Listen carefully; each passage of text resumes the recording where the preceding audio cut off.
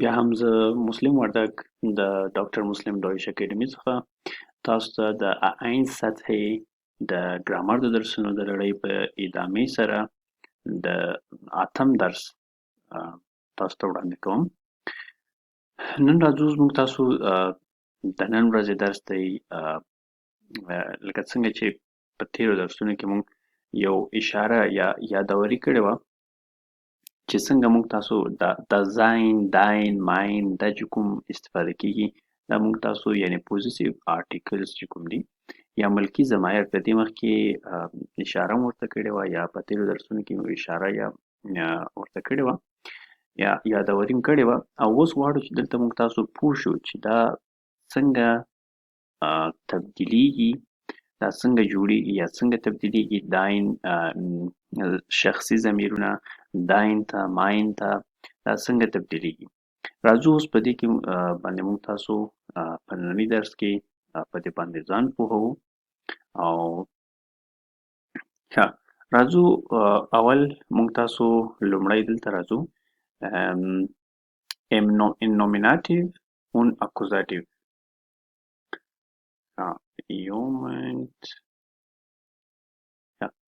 Possessive article and nominative und accusative.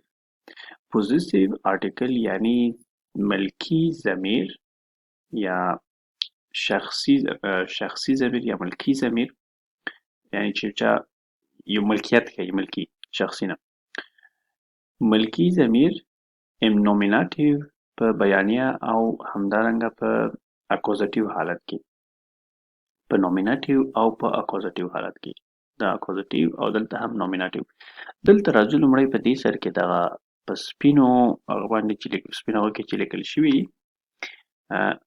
خانو کې په دې کې موږ تاسو دلته دا وینو موږ تاسو په دې ته ضمایر شخصي ورته وایي پرسونال پرونومن. پرسونال معنا شخصي، پرونومن معنا ضمایر، د ضمیر جمع ده، ضمایر ضمیرونه.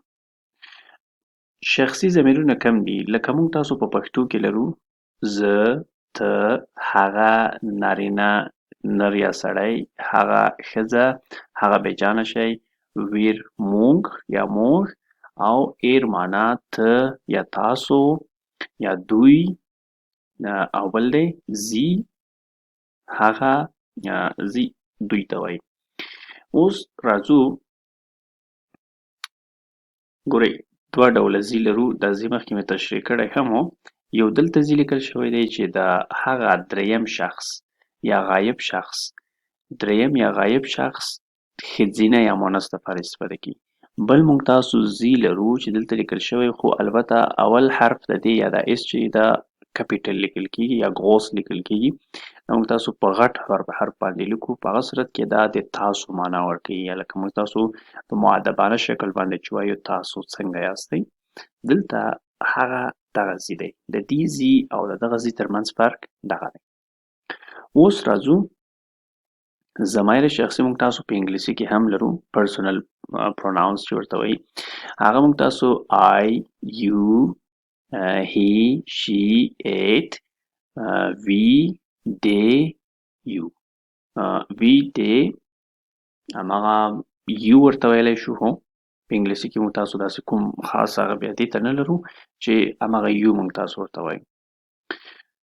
ښه اوس دا شخصي ضمایر شو. شخصي ضمایر راځو اوس دا په نومیناتیو کې د دې شخصي ضمایرو دپاره په نومیناتیو کې کوم ملکي ضمایر استفاده کیږي.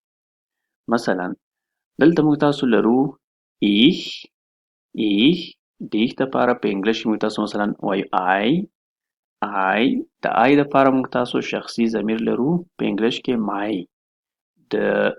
د یو دپاره لرو یور، د ایر دپاره لرو هیز، د شي دپاره لرو هر بایسکل، هر کار، هیز کار، هیز بایسکل، یور کار، یور بایسکل، مای کار، مای بایسکل. همدغسې په الماني ژبه کې موږ تاسو په دلته که چیرې مسکولن وي په هغې کې مختلف په ټولو حالاتو کې مختلف یو ملکي ضمیر ورته استفاده کیږي. که چیرې فیمینین وي هم مختلف حالت دی او که چیرې نیوټرل وي هم مختلف حالت دی او په پلورل کې هم. اوس راځو یو شی تاسو ته واضح کوم چې هغه تاسو ته اسانه شي. هغه دا دی چې په تیر درس کې مو هم هلته ویلي وو چې مسکولین او نیوټرل چې دي دا یو شان وي. فیمینین او پلورل چې دي په دغه حالت کې دا یو شان دي. اوس راځو دلته وایو مثلا ich mein، دلته هم ګورئ ماین دی په نیوټرل کې، دلته هم ماین دی.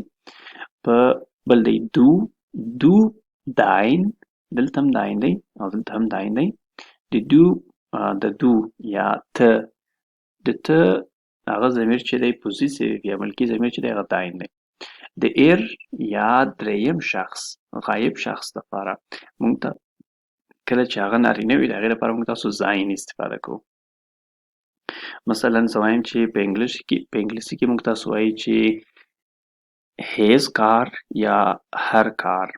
مثلا هیز کار وایو، په آلماني ژبه کې وایم چې زاین آټو، موټر ته آټو وایي او زاین آټو د هغه سړي موټر.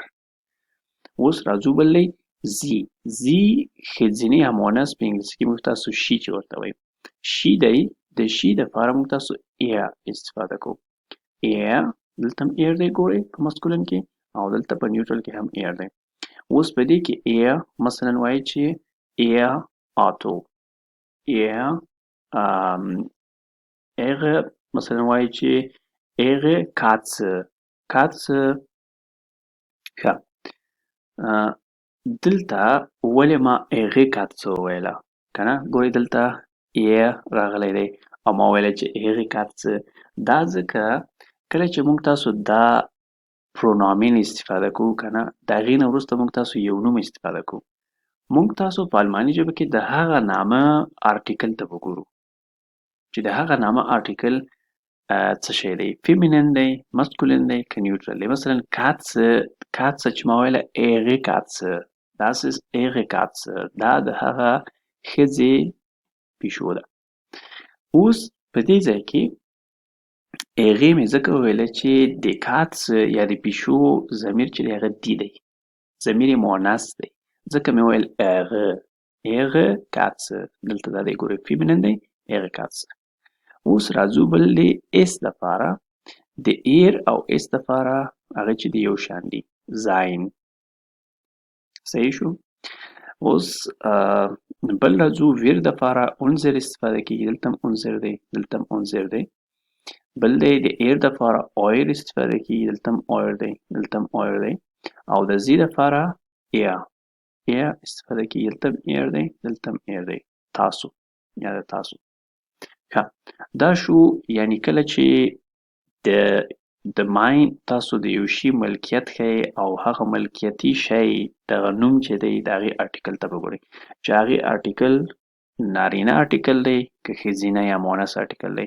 که نارینه وي ورته خو دا مسکولین به ورته استفاده کوئ، که د هغې مخ ته داس راځي مثلا یا نیوټرل وي داین به ورته کوئ، دغه نیوټرل دا ضمایر به ورته استفاده کوئ. که چیرې هغې مخ ته لکه ما چې تاسو ته د کاتسې مثال درکړ یعنې د پیشو، یا مثلا یو مثال زه تاسو ته درکړم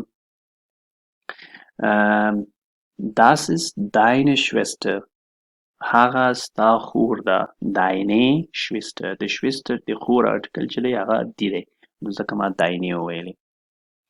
نو دلته کله چې بیا هغه نوم آرټیکل چې مؤنث وي نو د هغې دپاره بیا موږ دغه استفاده کوو او دا ویل کېږي صرف په اخر کې ای ورسره اضافه ده. meine، deine، seine، ihre، seine، unsere، eure، ihre. او په پلورل کې هم عیني شکل لکه دلته چې دي دلته هم هسې. اوس دا نومیناتیو حالت شو. په اکوزیټیو کې موږ تاسو کوم تغیرات پکې راوړو؟ په اکوزیټیو کې موږ تاسو ګورئ په تیر درس کې موږ ویلي وو چې په صرف ډیر په دین بدلیږي، نور ټول همغه شان دي. دیر په دین بدلیږي په اکوزیټیو کې، نور آرټیکل ټول هماغه شان دي. ګورئ دلته صرف هماغه اکوزیټیو لیکلی او دلته صرف مسکولین یې راوړی دی چې په هغې په ساختار یا سټرکچر کې فرق راځي. هغه نور ضمایر چې دي هغه ټول دغه رقم دي. اوس راځو د دیر دپاره. دیر موږ تاسو په هغې کې ویلو چې دیر په دین بدلیږي. دلته ماین دی، ماین په مثلا ماین چې دی هغه دلته په ماینن بدلیږي. داین په داینن بدلیږي. زاین په زاینن بدلیږي. اغه په اغن بدلیږي. زاین زاینن. اونزه په اونزغن، اوغن او ایغن. دا اوس یعنی کله چې د دغه ملکي ضمیر مخته نارینه یا مسکولین نوم راشي، یعنی د هغې آرټیکل چې دیر وي، په هغه صورت کې موږ تاسو ماینن وایو، داینن وایو، زاینن وایو، ایغن وایو، یعنی دا کوزیټیو هغه ورته استفاده کوو. ښه، اوس راځو هیله کوم چې په دې باندې مو سر خلاص شوی وي. راځو بل ته، راځو پوزیسیو آرټیکل په داتیو کې. دا پوزیسیو آرټیکل دی په داتیو کې. پوزیسیو آرټیکل پرسنل پرونامن خو تاسو وپېژندل چې کوم دي. اوس د هغې نه وروسته موږ تاسو په هغه کې ویلي وو په تیر درس کې، یعنی اووم درس کې موږ تاسو ویلي وو چې څنګه موږ تاسو آرټیکل داتیو ته تبدیلوو. داتیو ته موږ تاسو ویلي وو چې کله موږ تاسو مثلا که چیرې یو آرټیکل مسکولین وي یا نیوټرل وي، د هغې سره په آخر کې موږ تاسو ای ام اضافه کوو. مثلا دیرم دیم ته تبدیلوو که نه، دیرم دیم ته تبدیلوو، او په مسکولین او نیوټرل کې دا دواړه یو شان وي. نو چې دیرم دیم ته تبدیلوو، یعنی د دیر چې دیم ته تبدیل شي په آخر کې ای ام ورسره زیات شي. نو دلته هم د ټولو سره ماین سره ماینم، داین سره داینم، زاینم، ایغم، اونزغم، اویغم، ایغم، ایغم.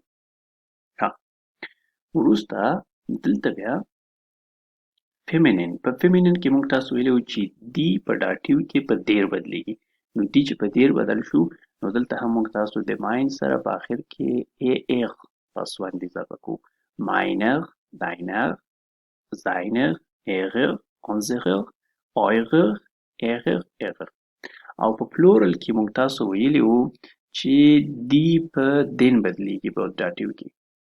دی په دین بدلیږي په داتیو کې. نو دلته موږ تاسو راځو اوس چې په دین بدل شو، یعنی ای ان ورسره اضافه شو. نو دلته هم موږ تاسو د ټولو په آخر کې ای ان اضافه کوو. مثلا ماینن، داینن، زاینن، ایغن، اونزغن، اویغن، ایغن، ایغن. دا هم موږ تاسو زده کړل چې څنګه کولی شو موږ تاسو د شخصي ضمایر په نومینټیو، اکوزیټیو او داتیو ملکي ضمایرو ته څنګه واړو، یعنی په دغه حالتو کې ملکي ضمایر ته څنګه واړو. دا اوس موږ تاسو په دې کې دا زده کړل. او راځو په بله ویډیو کې به د 8م درس پاتې برخه، یعنی چې د دې مثالونه دي، هغه موږ تاسو وایو.